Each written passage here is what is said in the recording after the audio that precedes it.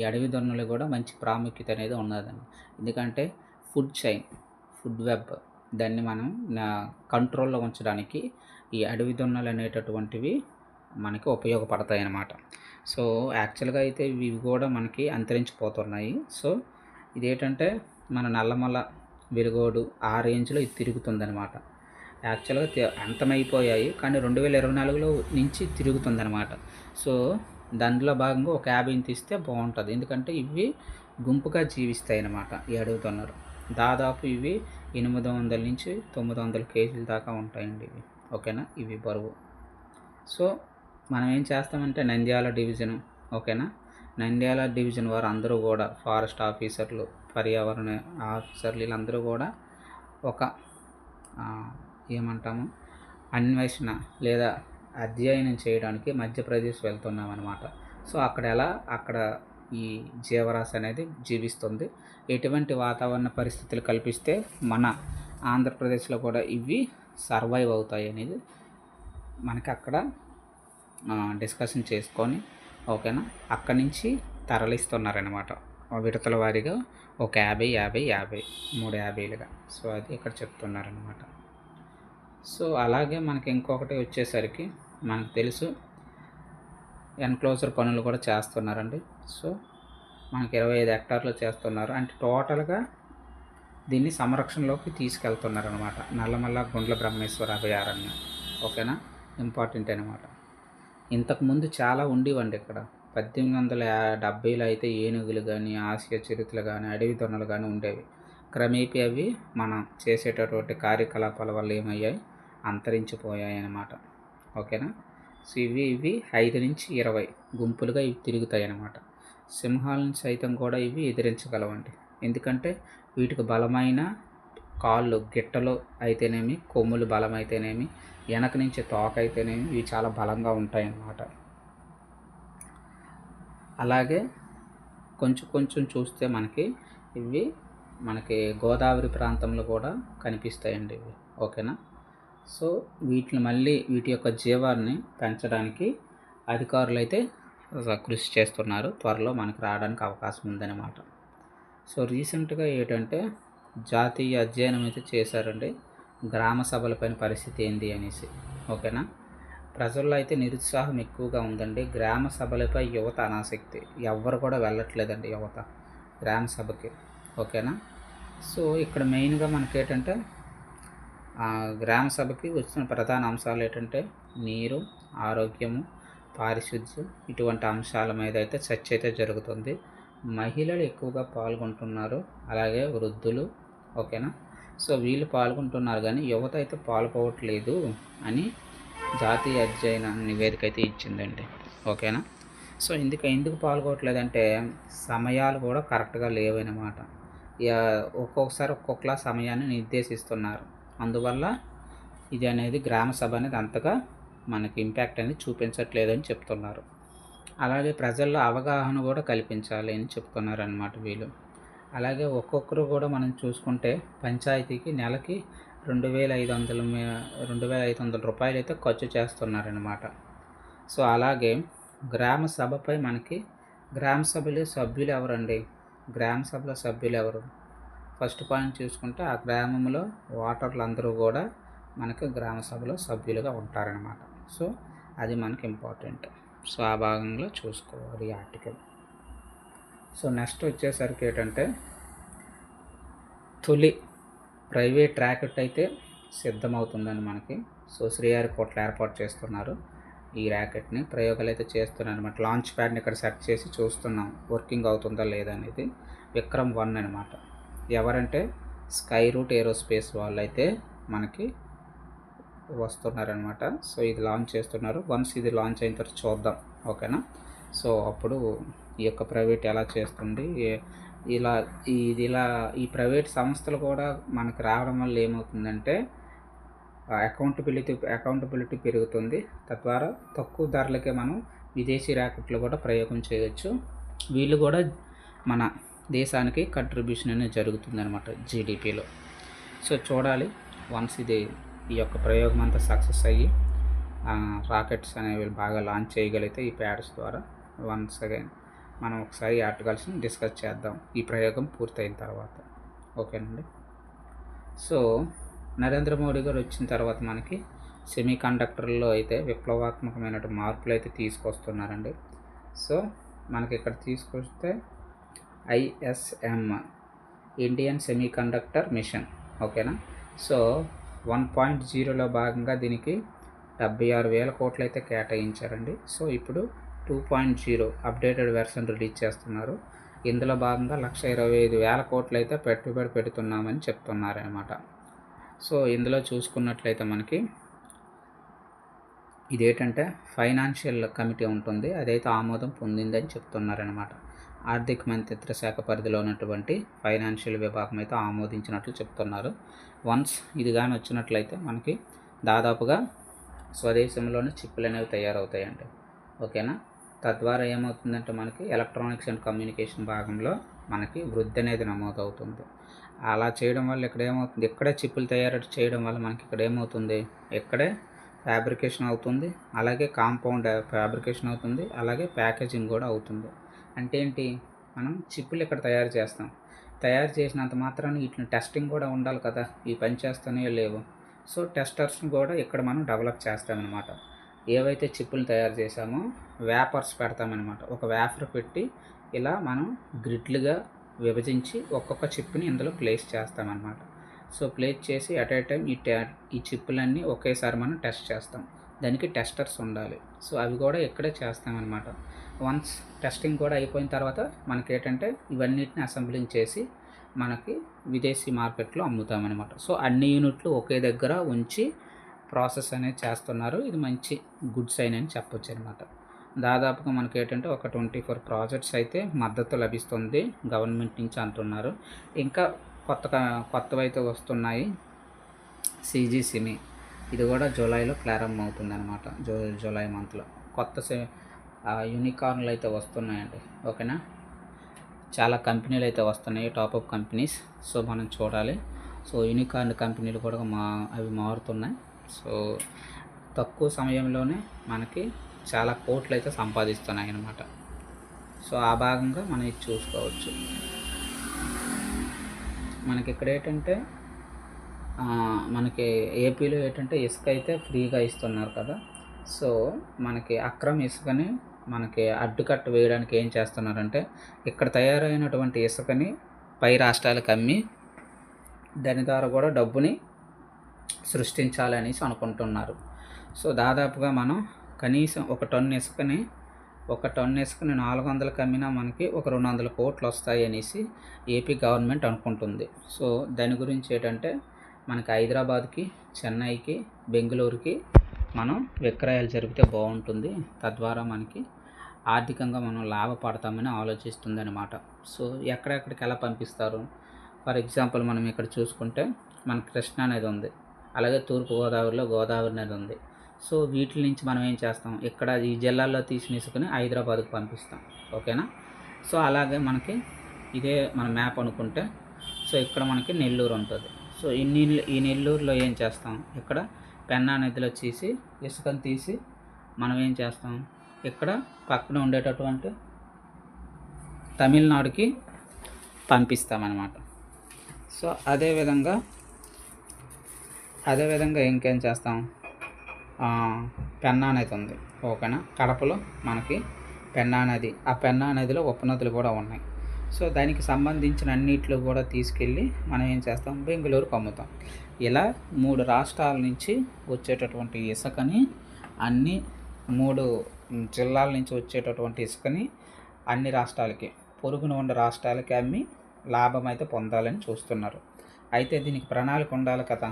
అంటే డైరెక్ట్గా AP mineral development corporation దీని ద్వారా చేద్దామా, లేదా సపరేట్గా దీనికి ఒక శాఖను పెట్టి దాని ద్వారా మనం వ్యాపారం చేద్దామా, లైసెన్సులు చేద్దామా, లేదా పబ్లిక్ ప్రైవేట్ పార్ట్నర్షిప్ భాగంగా బిడ్లను పిలిపించి వాళ్ళకి ఒక గుత్తేదారులకు అప్పచెప్పి వాళ్ళ ద్వారా డబ్బులు కలెక్ట్ చేద్దామా అనేసి ఆలోచిస్తున్నారన్నమాట. మొత్తానికి ఖనిజాలు, రవాణా, అభివృద్ధి సంస్థ శాఖలతోని అధికారులతోని వీళ్ళు మాట్లాడారండి నిన్న. సో ఒక మంచి సొల్యూషన్ అయితే ఇవ్వండి, ఎవరి ద్వారా చేస్తే బాగుంటుందని అధికారులతో డిస్కషన్ అనేది జరుగుతుంది. ఓకేనా. సో అలాగే డ్యామ్లు అయితే అన్నీ పోనాయి. ఓకేనా. వాటిని మనల్ని బాగు చేయడానికి ఒక 27 కోట్లు అయితే మనకి శాంక్షన్ చేశారంటే ఒక 151 డ్యాములు పరిస్థితి ఎలా ఉంది. ఓకేనా.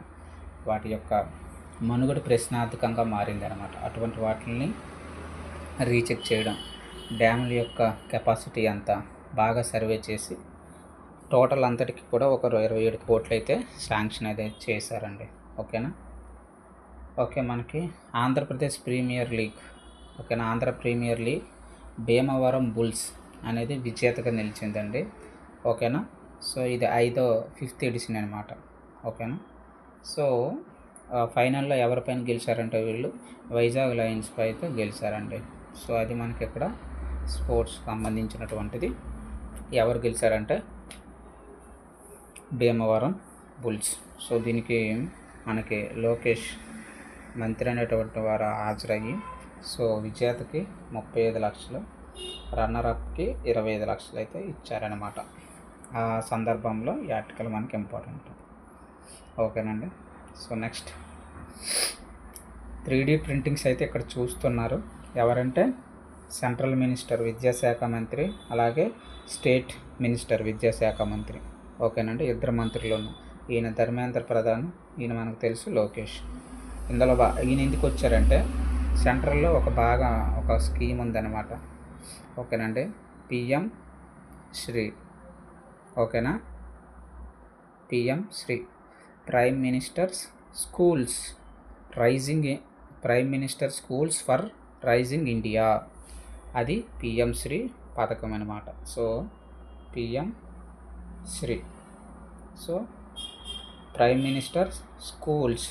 ఓకేనండి. ఎస్హెచ్ అంటే schools for rising India. So ఈ పథకంలో భాగంగా ఏంటంటే కొన్ని స్కూల్స్ని అయితే సెలెక్ట్ చేస్తారు.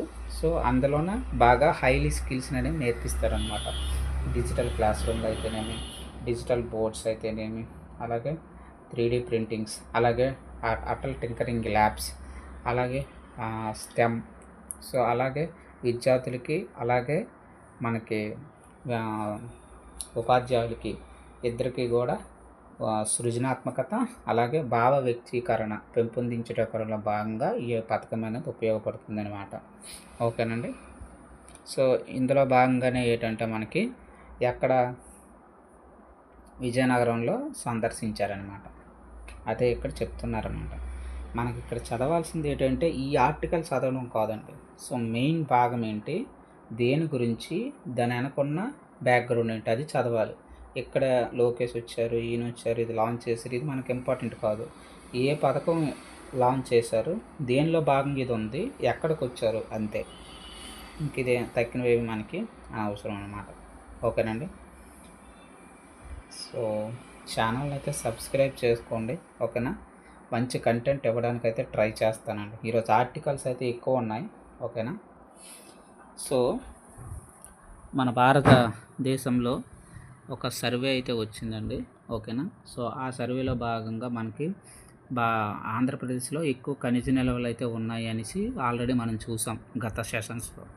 సో దానికి తగ్గట్టుగా మనకి ఆ యొక్క శాఖలతో ఈయన డిస్కషన్ అయితే చేస్తున్నారు సీఎం గారు.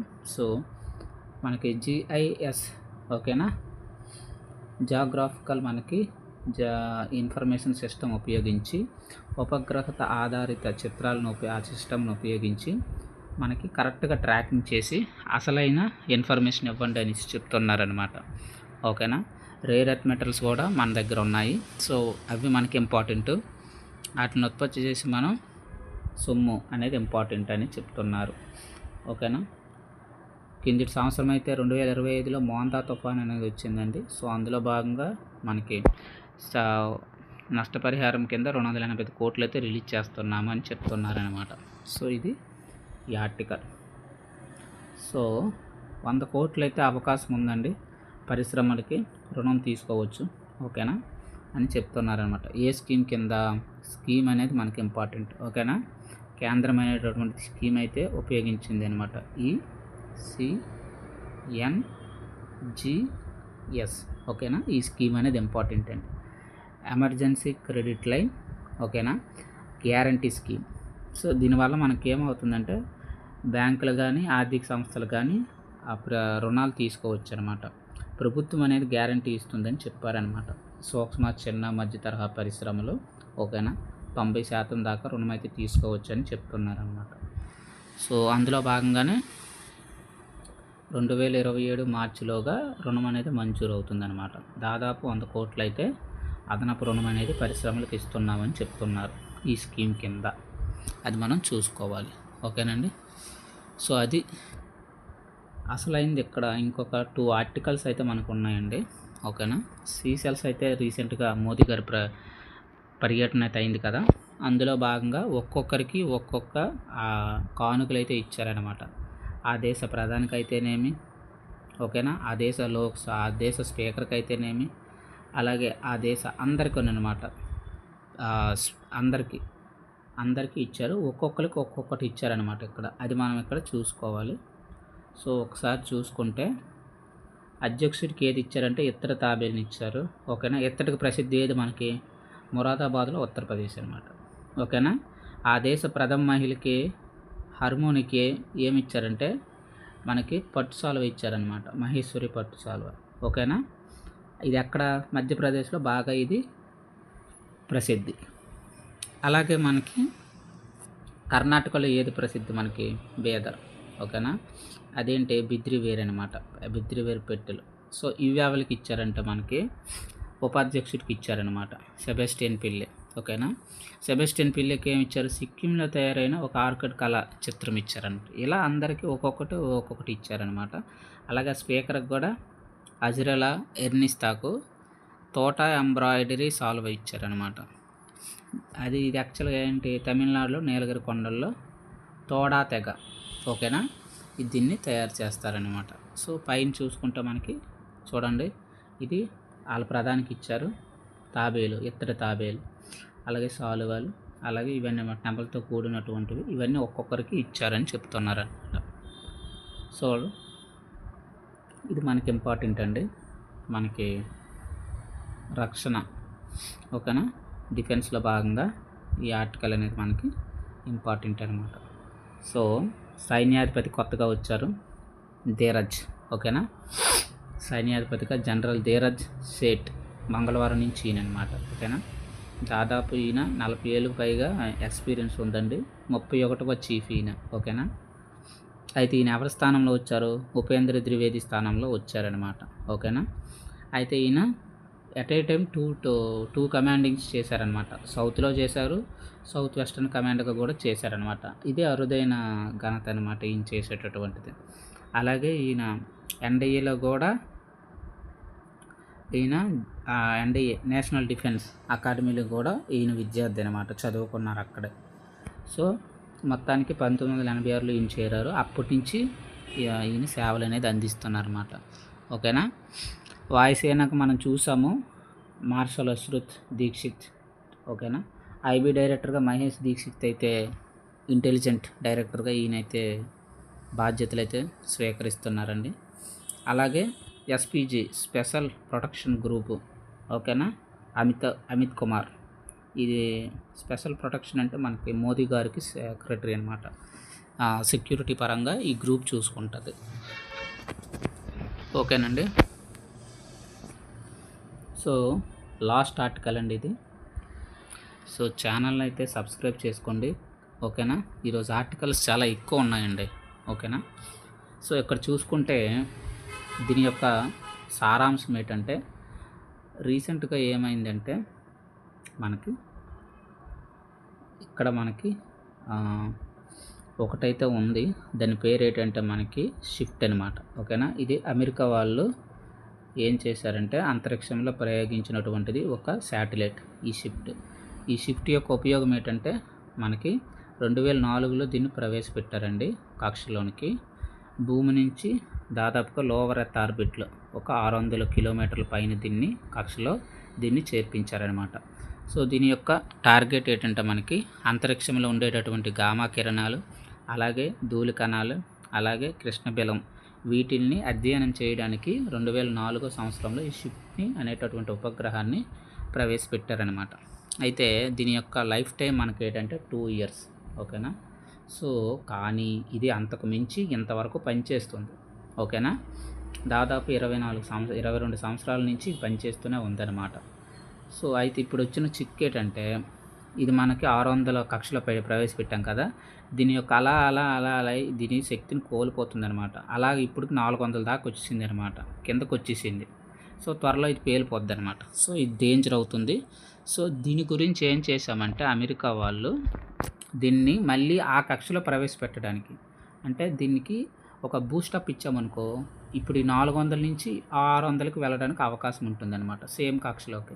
ఇలా కానీ ప్రవేశపెడితే ఏమవుతుంది, మరొక 5 నుంచి 10 సంవత్సరాలు ఇది లైఫ్ టైం వ్యాలిడిటీ వస్తుందన్నమాట. మరొక సేవలు అనేది అందించడానికి వీలు ఉంటుంది. సో అందులో భాగంగా వీళ్ళు ఏం చేశారంటే అమెరికా వాళ్ళు ఏం చేశారంటే ఒక సంస్థకి ఒక సంస్థకి చెప్పారనమాట. ఓకేనా. కెటలిస్ట్ అంట. ఓకేనా. ఆ సంస్థ పేరేంటి, కెటలిస్ట్ స్పేస్. ఈ సంస్థ క్రియేట్ చేశారంటే బాధ్యతలు అప్పచెప్పారు. $3 కోట్ల పెట్టుబడి పెట్టి దీనికి శాంక్షన్ చేశారు. ఇది మొత్తానికైతే ఒక సంవత్సరం ముందు నుంచి దీనికి బాధ్యతలు అప్పచెప్పారు 2025లో. సో ఇది ఇప్పటికి తయారు చేసింది 2026 కల్లా తయారు చేసింది. ఒక ఉపగ్రహాన్ని అయితే ఇది తయారు చేసింది, లైక్ రోబో అనమాట. ఒక రోబోని తయారు చేసింది, అది కూడా ఉపగ్రహాల షేప్లో ఉంటుంది. అయితే ఇదేం చేస్తుందంటే ఆ కక్షలోకి వెళ్తుంది అనమాట. మనం ప్రవేశపెడతాం, 400 దగ్గర ఉంది కదా కిలోమీటర్ల పరిధిలో ఈ కక్షలో, ఇది అక్కడికి వెళ్ళి దాంతో డాకింగ్ చేస్తుంది, అంటే కనెక్ట్ అవుతుంది అనమాట. దేనికి, ఈ షిఫ్ట్ అనేటటువంటి ఉపగ్రహానికి కనెక్ట్ అయ్యి లాక్ అయ్యి దీన్ని బూస్టప్ చేసి 600 కిలోమీటర్లు ఆ కక్షలో ప్రవేశపెడుతుంది. దాని యొక్క టార్గెట్ అదనమాట. సో ఈ దాన్ని లింక్డ్ సిస్టమ్ అంటామన్నమాట. ఓకేనా. సో ఈ లింక్ అనేటటువంటిది కానీ కరెక్ట్గా కానీ సక్సెస్ అయితే మనకి ఫ్యూచర్లో చాలా ఉపయోగం అయితే ఉంటుందని నాసా వాళ్ళు చెప్తున్నారనమాట. ఏమైనా దీనివల్ల కన్సర్న్స్ ఉన్నాయి. ఏంటి కన్సర్న్స్, మనకి ఏదైనా ఆందోళనలు ఉన్నాయంటే ఉన్నాయి. ఒకవేళ డాకింగ్ చేసేటటువంటి సమయంలో, ఈ ఉపగ్రహాలు డాకింగ్ చేసేటటువంటి సమయంలో కరెక్ట్గా కానీ ఇంజెక్ట్ చేయకపోతే చాలా ప్రాబ్లం అవుతుంది. తద్వారా ఇంపాక్ట్ అనేది ఉండదన్నమాట. సో జాగ్రత్తగా హ్యాండిల్ చేయాలని చెప్తున్నారు. ఒకవేళ విజయంగానే అయితే ఏమవుతుంది, సో ఇంతవరకు అంతరిక్షంలో చాలా ఉపగ్రహాలు ఉన్నాయి. ఏవైతే వాటి యొక్క కక్షను కోల్పోతున్నాయో తిరిగి మళ్ళీ అవే కక్షలో ప్రవేశపెట్టడానికి, బూస్టప్ చేయడానికి సర్వీసెస్ ఇవ్వచ్చు. అది మనకి ఒక ముందడుగు అయితే పడవచ్చు అనమాట. అది ఈ యొక్క ఆర్టికల్స్ అనమాట. సో ఇవి చిన్న వీటికైతే పర్వాలేదండి. ఓకేనా. మరీ ఎక్కువ బరువు ఉండేటటువంటి ఉపగ్రహాలకైతే ఈ డాకింగ్ అనేది చాలా డేంజర్ పొజిషన్లో ఉంటుంది అనమాట. ఫర్ ఎగ్జాంపుల్ హబుల్ టెలిస్కోప్ తీసుకోండి, అది మనం 1990లో ప్రవేశపెట్టామన్నమాట. ఓకేనా. సో ఈ టెలిస్కోప్ తీసుకుంటే దీనికి ఇటువంటి చిన్న రోబోటిక్ పనికిరావు అనమాట. దీన్ని స్ట్రక్చర్ కానీ మనం చూసుకుంటే ఈ నాసా వాళ్ళు ఒకరికి ఇచ్చారు కదా కెటలిస్ట్ స్పేస్ సెంటర్కి. సో ఎలా డిజైన్ చేశారంటే ఇందులో 3 కాంపోనెంట్స్ ఉంటాయి అన్నమాట. ఓకేనా. ఈ 3 కాంపోనెంట్స్ ఏం చేస్తాయంటే వాటితో అన్నీ దానంతలో అదే సిస్టమ్ నావిగేషన్స్ అన్నీ కూడా కమాండ్స్ ఇచ్చుకోవడం కానీ అన్నీ అదే చేసుకుంటుంది. సో కరెక్ట్గా కక్షలోకి ఆ కక్షకి చేరడం అనమాట ఇంపార్టెంట్. ఓకేనా. దీన్ని అయితే నెక్స్ట్ ఫ్యూ డేస్లో పసిఫిక్ మహాసముద్రం మీదకు దీన్ని ప్రవేశపెడతారన్నమాట. అక్కడి నుంచి పైకి వదులుతారు. సో అక్కడి నుంచి పైకి వదిలి దాదాపు 2 వారాలు పైకి చేరుకొని 2 నెలలు టైం పడుతుందన్నమాట ఈ ప్రాసెస్ అంతా జరగడానికి. ఏది 400 కిలోమీటర్ల కక్షలో ఉంది కదా ఈ షిఫ్ట్ అనేటటువంటిది ఉపగ్రహం, దాన్ని 600కి అలా పెంచుకుంటూ వెళ్ళడానికి మనకి ఒక 2 months పడుతుందన్నమాట. ఇది వాళ్ళ యొక్క టార్గెట్. చూడాలి, సఫలమైతే మంచిదే. ఓకేనండి. ఇది ఈరోజు ఆర్టికల్స్. సో లెంత్ అయితే ఎక్కువ ఉంది. ఓకేనా. సో ఛానల్ని అయితే సబ్స్క్రైబ్ చేసుకోండి. మంచి కంటెంట్ ఇవ్వడానికి ట్రై చేస్తాను. పేషెన్సీ ఉండాలండి. ఓకేనా. సో మంచి కంటెంట్ ఇవ్వడానికి ట్రై చేస్తాను. ఛానల్ సబ్స్క్రైబ్ చేసుకోండి. ఓకేనా.